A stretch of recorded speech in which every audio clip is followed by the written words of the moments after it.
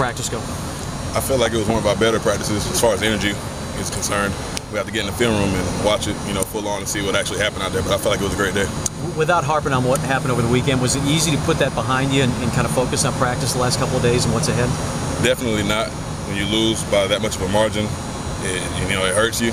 But at the same time, you got to learn how to put it behind you and move forward because you got another big weekend ahead of us. How do quarterbacks look out there? I think everybody looked good. I wasn't really paying attention too much to it, focusing on the defensive scheme, but I feel like the guys were good out there. How do you guys do that? You mentioned putting the last game behind you. How do you guys go about doing that? Well, you got to understand that there's so many big games ahead of you. You have the Floridas, the Georgias, the Alabamas, the South Carolinas. You can't focus on, a loss that's already behind you. You got to keep pushing forward. What's going to be the key for the defense? I think last game you guys gave up over 500 yards to Florida. What's going to be the key for you guys? I feel like we have to be physical. We got to be physical. We got to get upfield with our pass rush.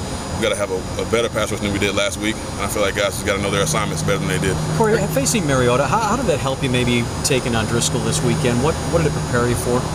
It prepared you for a mobile quarterback. Driscoll's great inside and outside the pocket. He's able to get outside and make plays with his feet. So I feel like playing Mariota really prepared us coming into this week. Are you guys aware of the streak that's going on, not having beaten Florida in over eight games? We're definitely aware of it. We're aware. But this is Team 117. We're looking for a new dream right now. Looking forward to a new era of Tennessee football. So we're going to try to go out there and get the job done. Corey, when you look back at last year, they kind of found some success on the edges. What do you guys need to do better to kind of keep them contained when they do a fly sweep or do something with Driscoll on the outside? Us as defensive ends have to do a job of getting upfield, setting edges, setting our points so these guys can't get outside of us, forcing it back to our linebackers. So that's one of the main things we got to worry about. Do you remember that long Burton run that kind of flipped the game there? What do you have to do to kind of contain him as well because of all the different things he kind of can do? He's talented. He can get in the wildcat, line up at receiver, line up at the H-back. He can do a lot of things. I feel like we just have to be technically sound as a defense in order to stop plays like that from happening. When you look back at that game from last year, was that kind of the turning point, that play when he busted it for 70 yards? It most definitely was. You got to understand, going into the half, we were doing a great job playing against Florida, and then the first play out of halftime, he breaks it for that long run, and I guess it kind of shocked us. So we have to stop big plays. Corey, do you feel like you guys are more prepared for that shock factor if something like that would happen? Yes, sir. Coach Jones has trained us, to be prepared for any kind of adversity whenever it happens, and to snap and clear and play the next play. So I feel like we'll be prepared for it. Corey Butch is out there today saying, seeing you your last chance to beat Florida. What would it mean to finally get those guys in your career? It'll mean everything to a senior class because we're setting an example for not only ourselves but for young guys in the state of Tennessee. If we can go out there and get a win against Florida, it'll jumpstart the Tennessee program back to where it needs to be. You sense that they feel like they own you guys, that they're confident even if things don't start out well, as was the case last year, that they'll come back and win? Florida's one of the most confident teams I've seen on field. They believe they can beat anybody. They're a very talented team. At the same time, we also believe in ourselves and we believe in the program Coach Jones has set up for us. So it's going to be a great chance for us to go out there and put on for Tennessee. Corey, with Mo and Tavares out, Jason and Danny are going to have to kind of step in there, defensive tackle. What have you seen from them, and do you think they're ready to kind of get thrown in there? I know they got a lot of work there in the second half on Saturday. Those guys understand that it's a huge opportunity for them. And even though we're low on the inside, these guys have been playing real hard today. They came out and practiced hard. Danny had a great day of practice. Jason Carr had a great day of practice. So I'm confident these guys will be able to come in there and hold it down. Do you think those guys understand that, whether they're ready or not, they kind of have to go in and get the job done? They know they got to go. They have to. There's no ifs, ands, or buts about it. They got to go. We're going to need them. What makes you think they can kind of hold up in there in an SEC game like that? I feel like they can come in and help Big Daniel McCullers and help Dan Hood for even if it's a couple of snaps. We need anything we can get out of them because we can't have those guys out there on the field for the entire game. With you guys having the players meeting Sunday and everything, I know you're obviously concerned about how the young guys have bounced back from a loss like that. How has it been so far? Can you tell how the young guys have taken it well? They've taken the players meeting well. We came in and basically we just told the guys we can't have what happened last year, losing to Florida and the season spiraling downhill. You got to be able to knock it off and keep moving forward. We got a lot of football left to play, and this team is going to be able to bounce back, through any adversity. When you guys talk about the rivalry, when you haven't had success against a rival, does it skew the view, or how do you kind of keep that as being a rivalry in terms of how the fans view it, at least? The rivalry never changes. Not in my eyes, not in any guy around me.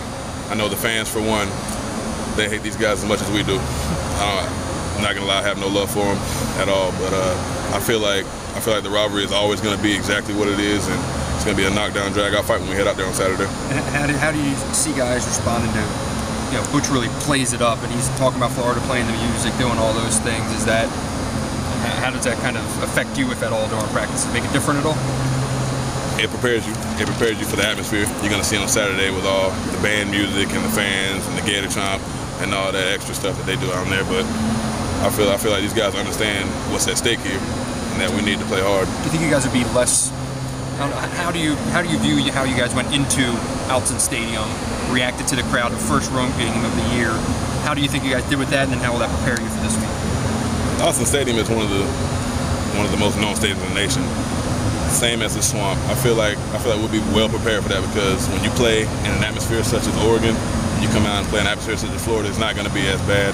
But at the same time, you have to understand you got to lock in and play through anything. We talked about Driscoll. I'm just wondering, the level of quarterback play in the SEC, how has it changed from the time you arrived on campus to now? Last year, you notice a difference in the level of quarterback play? What I've noticed the most is that quarterbacks now in the SEC are becoming more and more mobile as the years advance, and I feel like these guys are now able to make plays not only with their arms but with their feet. They're able to get outside the pocket, prolonged drives, prolonged passing plays, and I feel like as defensive linemen we also have to adapt to certain situations like that. You got to be able to contain these guys, and I think it's a good thing that we have mobile quarterbacks. At the same time, it helps the defense get better. How is this line dealt with the lack of depth, probably with all the losses y'all have had in the interior and forward at the end? How y'all cope so far? We put all the troubles on ourselves. We understand that we have guys that are going to have to play no matter what the situation. We have guys that are going to have to play 40, 50 snaps, and guys that have to come in and give breaks to guys that play 40 and 50 snaps. We just have to buy in all together and play hard for one another, because when you have guys that are down, you got to have that extra little bit of energy to keep you going forward.